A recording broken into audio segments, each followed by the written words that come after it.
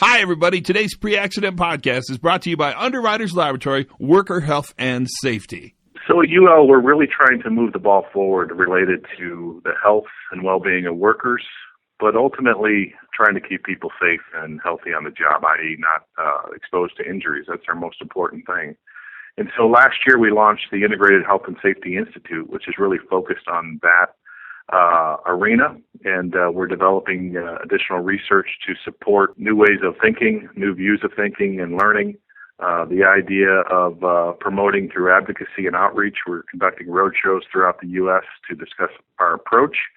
And then we're also developing standards. So UL is a standards writer, and we're going to be developing standards not only on the integration of health and safety, but hopefully in 2016 start work around the new view. All this at ulworkplace.com. Now, let's listen to the podcast. That seems to happen a lot on your podcast.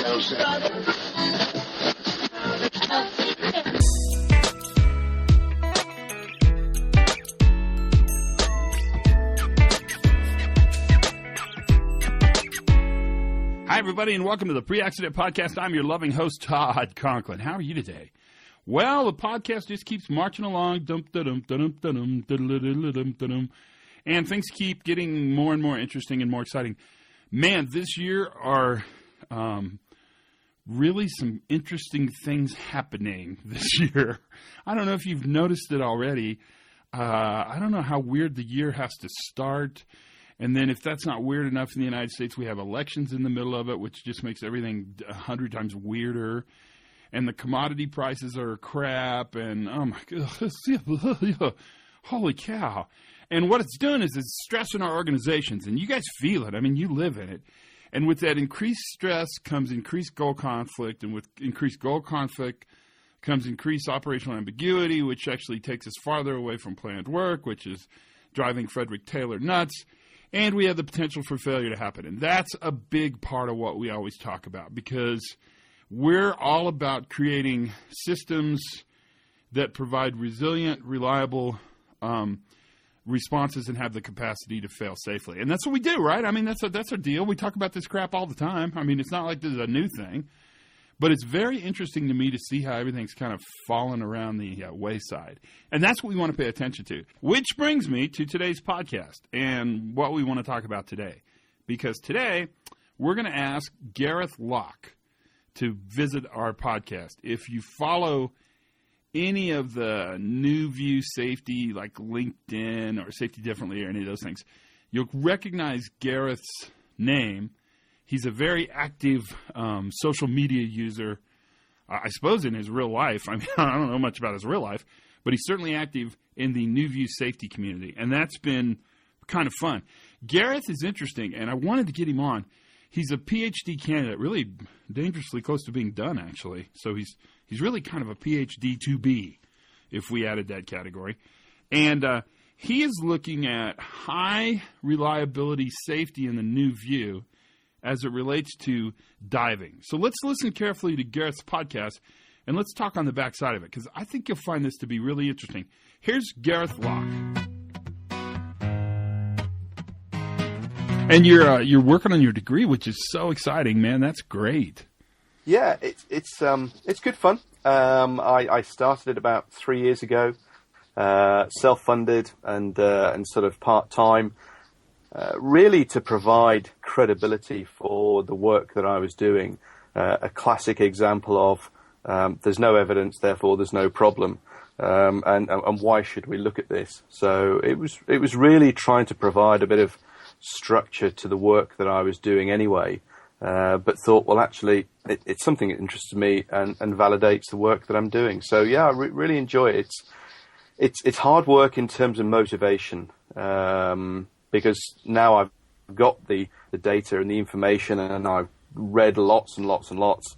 It's now putting it down on paper, which is the hard bit. It's almost like that's the entire reason they have the degree, isn't it? So you can sort of chew up the body of knowledge, do the giant lit review, and then have some new ideas? Yeah, that's really the idea. And the difficulty I find is that all the stuff that is out there has already been done in other domains. It just hasn't been transferred into technical and recreational diving, scuba diving. even though we're all human and we all make the same mistakes. And it's quite depressing that there is a bit of resistance to say, look, why should we do this? It's not much of a problem because we numerically don't have the answers, and statistically it's a relatively safe sport. But there are still people dying for what is silly mistakes, for want of a better term, because they just class them as diver error in the same way as pilot error. And we know that that's a bad way to consider things. Absolutely. So tell us your background. How'd you get to this place? I mean, how'd you get to where you are and doing the things you're doing? So I joined the Air Force, Royal Air Force in the UK 26 years ago, and worked my way through, spent a lot of time flying on Hercules, based out of Lynham. And then I started to move down in the technical and procurement domain. And I did a master's in aerospace systems, which was a crash course in anything to do with aerospace. And there was a module in there that was about human factors, which sort of piqued my interest. I'd been very interested in human behavior beforehand. And a couple of years after I graduated from that, I started up diving.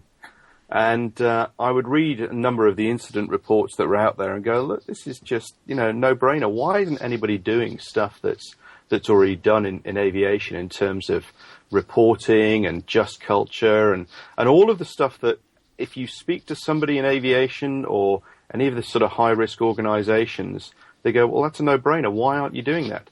It's because it's different. So I started reading up more and more about that, and I annoyed a few people in the process, because when you're young into a domain, you've got some great ideas and you go off sort of half-cocked, and I burnt quite a few bridges in the process. So that was probably 2008-ish, and I wrote a basic paper trying to apply the human factors analysis and classification system and applying that to recreational diving. And it was the classic, well, where's the evidence? Where's the problem? Where's the data that's showing where the issues are? And I said, well, we don't have any, because reporting culture is incredibly immature. Diving is a very ego-driven sport, and people hold grudges, and people take it personal when they're criticized for what is honest mistakes of pushing the limits, not necessarily understanding the boundaries.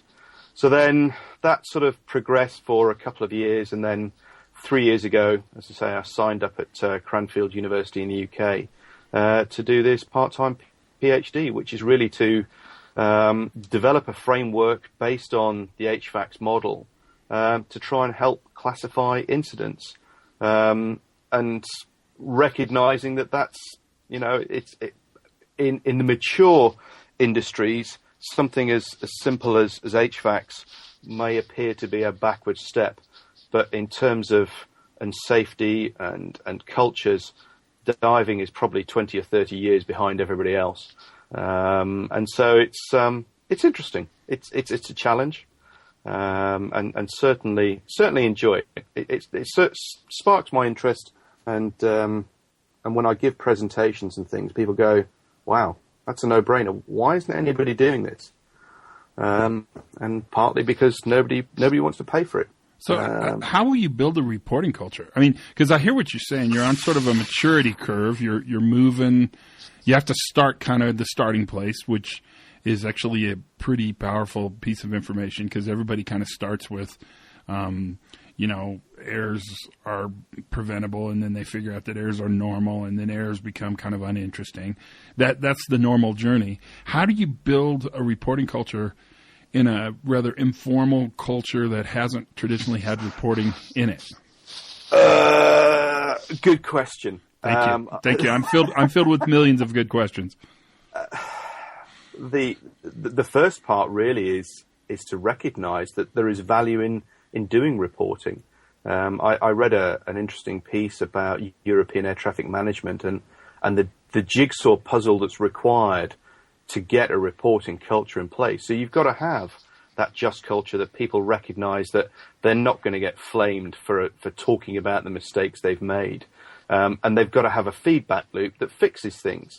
And it's a long game. To start with is coming up with this framework to show that its value, then going to the training agencies and the organizations, the individuals, and saying, look, actually, the mistakes you make, I bet they're the same mistakes that happen in a club 100 miles down the road or the other side of the world. And it's almost evangelical going out there, but bringing the community new information, and they say, okay, that's the sort of what we're trying to get.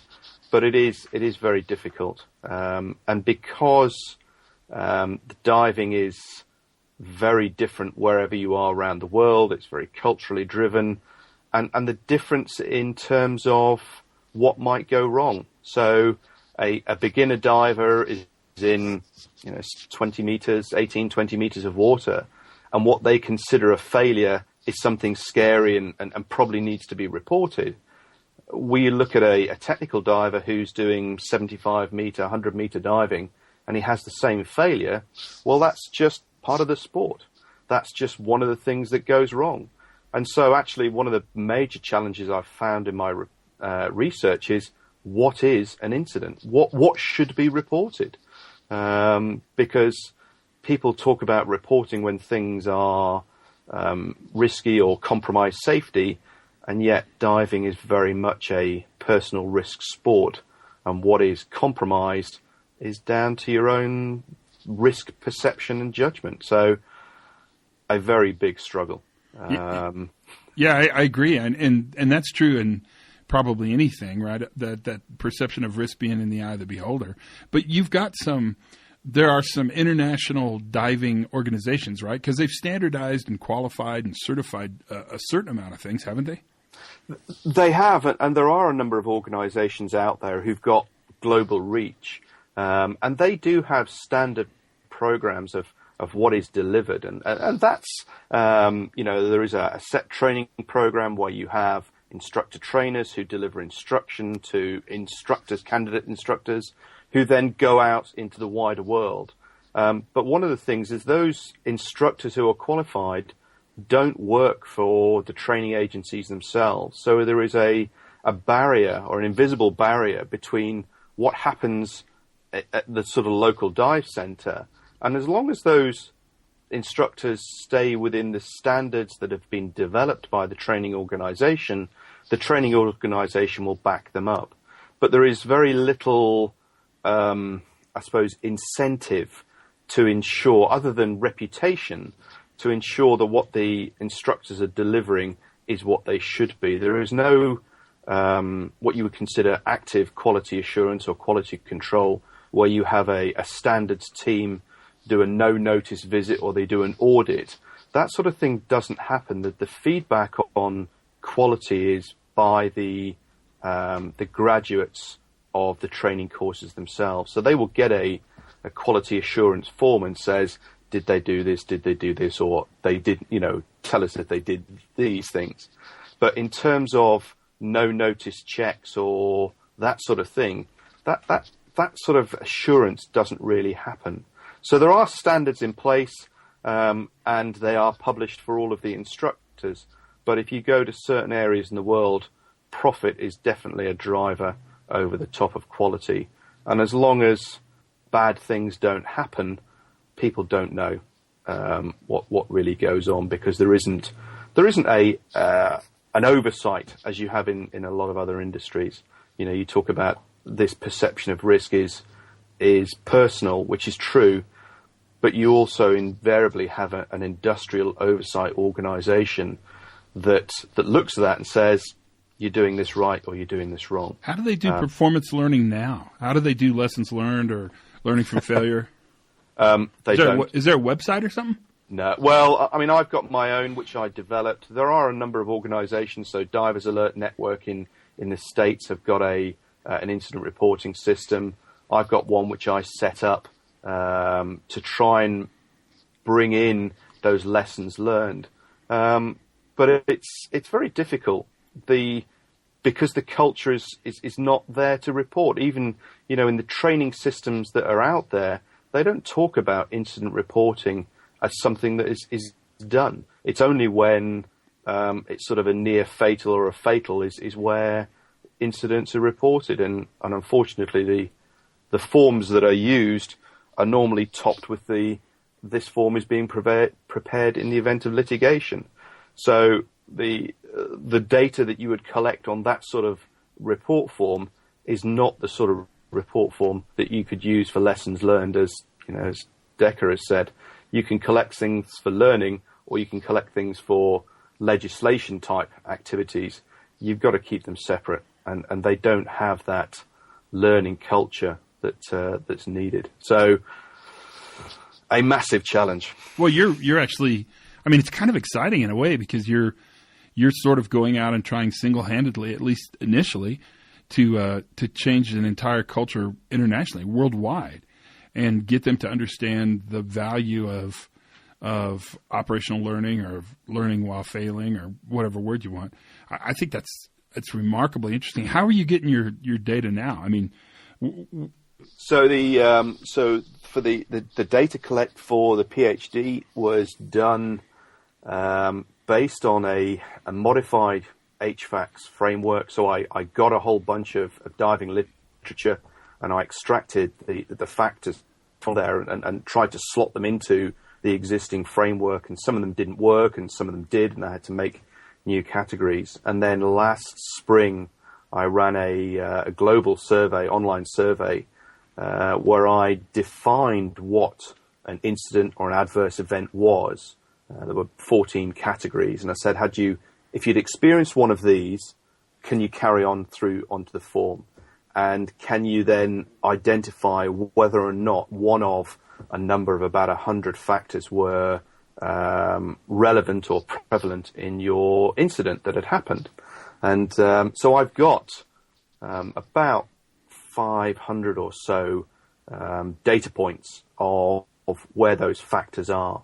And where my research at the moment is to go and do that analysis to show where they are, where the key factors are.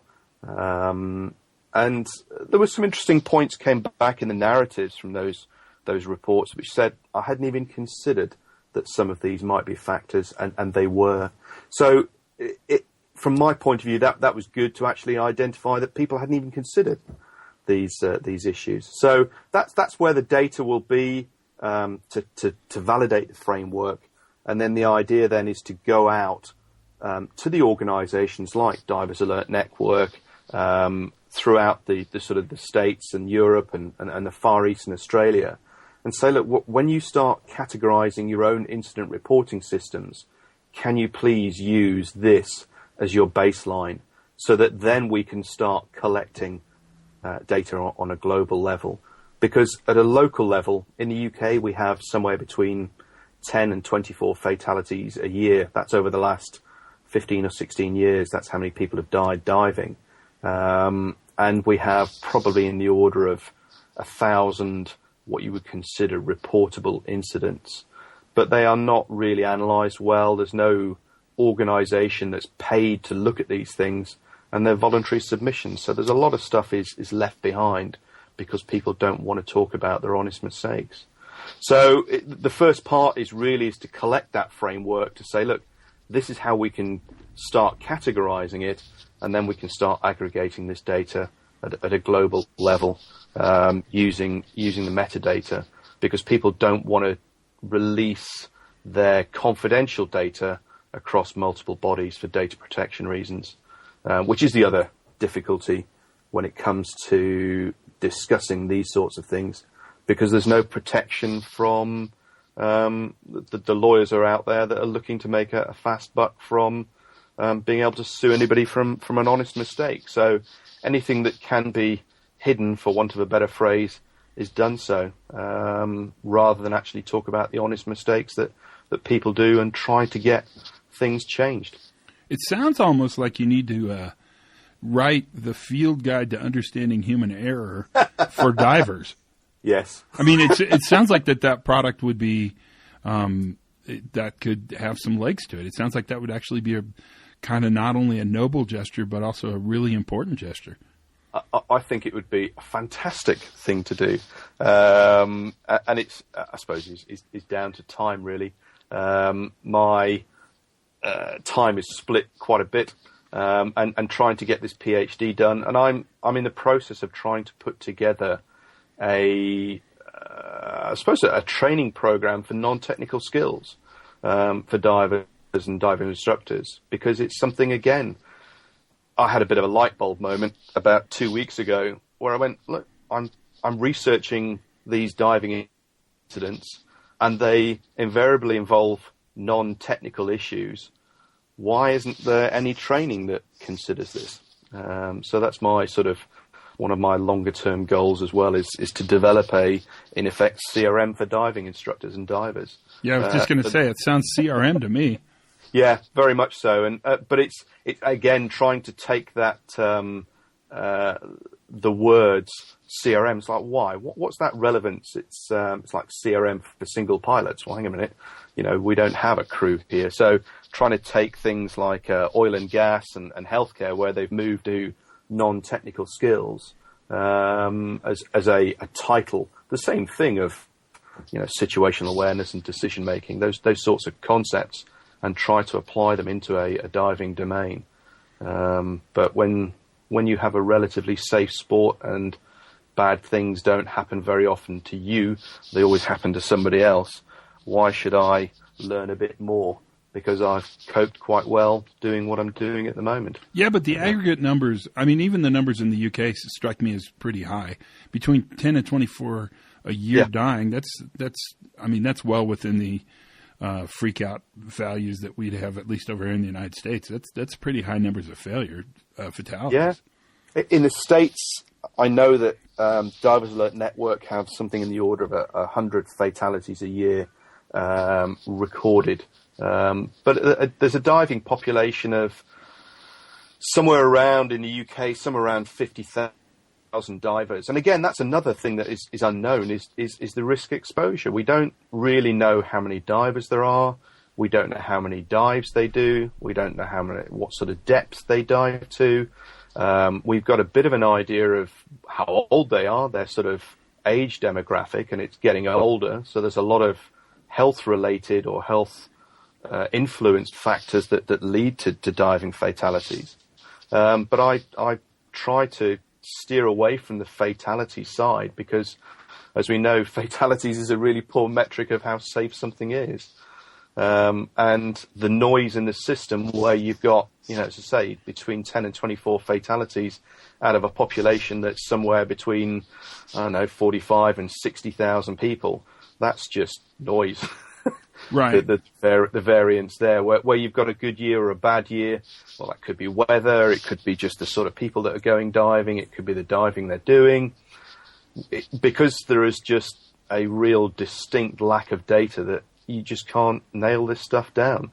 Wow. It makes me think, because we often complain about the way we collect data around the safety side, but we don't ever have a lack of data. How about near-miss reporting? What are your thoughts on near-miss reporting in diving?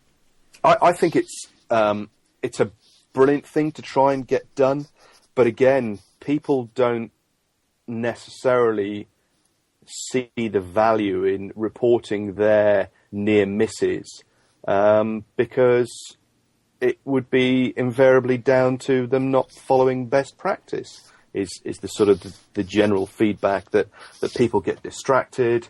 They don't necessarily use buddy checks properly. Checklists are very immature in terms of diving. And even when we talk about electronic rebreather equipment, checklists aren't something that is commonplace. And that's another part of my PhD study, is to understand why checklists are or aren't being used. How about the equipment manufacturers? It seems like they would be interested in this data. Oh, they would, but it's the disjointedness within the diving industry, where you have training organizations and you have equipment manufacturers, and they don't necessarily talk. They don't necessarily build training manuals together. The equipment manufacturers will produce a manual and say, right, this is the minimum standard that I want you to deliver the training against. But they don't necessarily have any control over who delivers the training or the standard of training for the instructors. The equipment itself is normally pretty robust and pretty reliable. There are very few undetected failures within the systems. It's normally because people haven't necessarily monitored the handsets that give them the information, or they haven't analysed the breathing gases they're breathing. They're not servicing the equipment in the same manner. The spares, that's just, should be considered the cost of running the equipment, but actually the servicing costs some money, and divers are invariably tight. They don't want to spend money.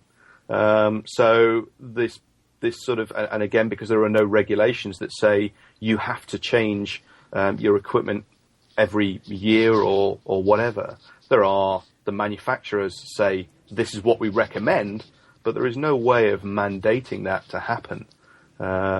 So it's down to, again, the personal risk of the diver, that they may have used some equipment for 12, 18, 24 months from a service, and nothing's gone wrong, and therefore it's okay, it'll do me another dive. Yeah, I mean, the absence of failure means that you're in success, right? I mean, definitely. It's that simple.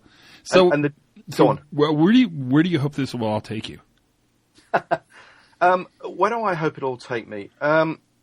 My ultimate goal is to provide something that can give a framework that allows much bigger organizations to collect and use the data to show people where the issues lie.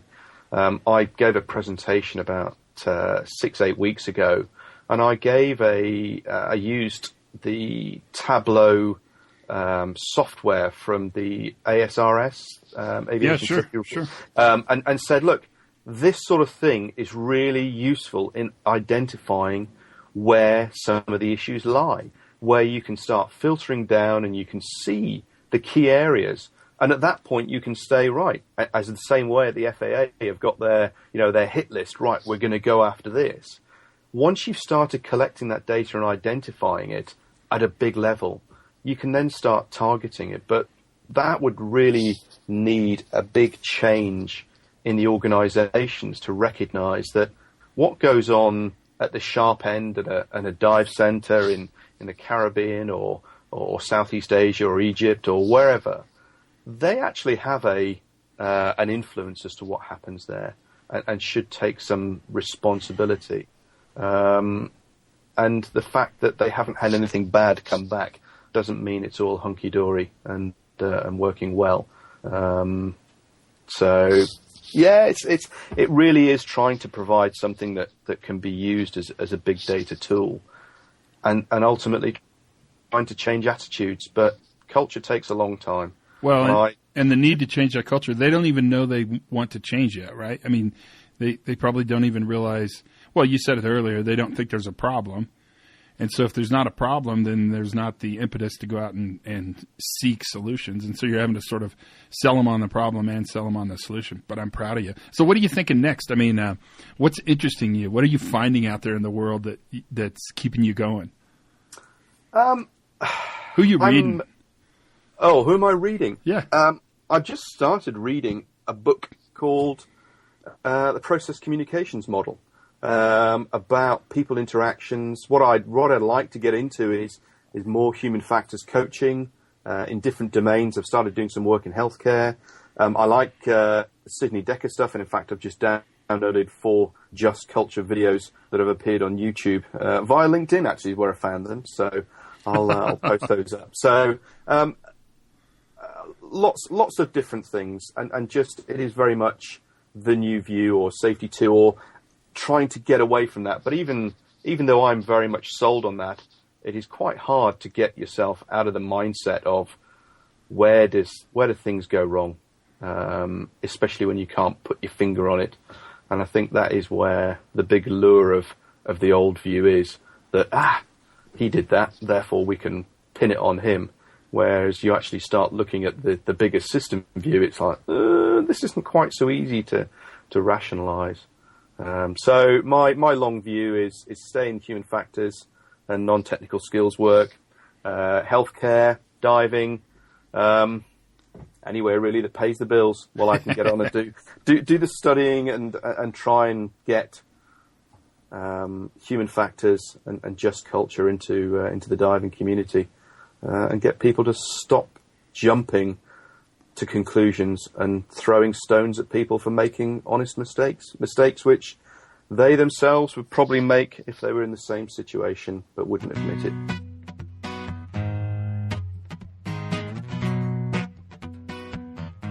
So what do you think? I'm constantly amazed by how these ideas thread their way into other systems. I don't know why that amazes me either. It makes total sense. But like diving, like the first thing I did after I did this interview with Gareth was run and look up what the injuries were in things like skiing, snowmobiling, other recreational numbers. Because I thought his numbers, not his numbers, but the numbers of fatality seemed stunningly high to me. And kind of unacceptable. And so what I found is those numbers are high in all these recreational sports, and we don't do a really good job of investigation of failure there. It seems more profound in diving because there's so many technical ways for this to fail, and it's such an interesting linear system, mechanistic system. But it sounds like the technical part of the system doesn't fail very much. It sounds like what they deal with is fallible human beings operating technical systems to have fun. And I find that interesting. I don't know how you feel. I mean, I really thought this was a great podcast just because it makes me think. And also I think it's fun to both support Gareth because he is absolutely tilting at windmills. I mean, anything you can do to get your diving friends to listen to this is probably a pretty valuable thing to do. And secondly, I really think we all benefit from the fact that the more they learn operationally, the more we'll understand about learning operationally. So that's pretty much the podcast in a nutshell. What do you think? I thought it was a good one. Maybe this 2016 is shaping up to be the best podcast year ever known to mankind, dang it. This is going to be happening. We got a bunch of good stuff coming up. Thanks for listening, and thanks for subscribing. Tell your friends. As always, I'm trying really hard to push the numbers high because now it matters. You know, it's a new world here, 2016. It's a brand new world. But until then, as always, learn something new every day. Check that off your list for today. You learned something new today. Have as much fun as you can possibly squeeze into this thing. And first and foremost, or last and foremost, be safe.